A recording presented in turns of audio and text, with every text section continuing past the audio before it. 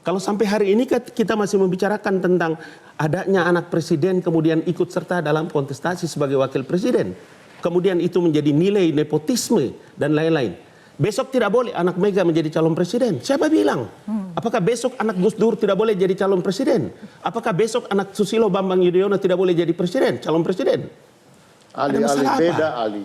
Ada masalah kalau apa? anaknya Ibu Mega atau anaknya Gus Dur, dia tidak ada dalam posisi sebagai presiden saat ini. Jadi orang kalau dokter kayak Dokter Andreas berkaitan dengan kekuasaan yang manipulasi kekuasaan yang dimiliki oleh orang yang berkuasa saat itu untuk memberikan kemenangan, memberikan hak privilege khusus pada ya sekarang ya kalau kita lihat ya yang dicalonkan itu gitu. Apakah proses itu dengan kepresnya? Itu yang kita maksudkan. Apakah proses itu dengan kepres atau apakah privilege itu dengan kewenangan presiden? Tidak. Prosesnya proses yang dilakukan di mahkamah, bukan? Itu yang sedang di dalam pembuktian. Sekarang itu justru dalam pembuktian sekarang, gugatan sekarang.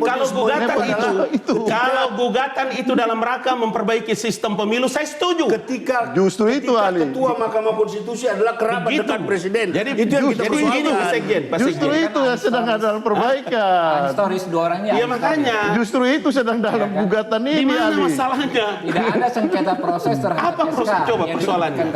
Karena pemilu itu bukan hanya soal menghitung. Mereka sudah bukan hanya soal menghitung kanun, tapi bagaimana suatu proses itu berjalan. Semua orang di Republik ini tahu nanti setelah 1-3 kala baru kalian bicara tentang gugatan prasyarat dan lain-lain. Itu logika apa dipakai itu? Menggugat SKKPU, proses demokrasi apa itu? Tidak dilakukan berarti kalian menerima gitu loh. Makanya kalau jadi sekarang bukan hanya soal kuantitatifnya saja.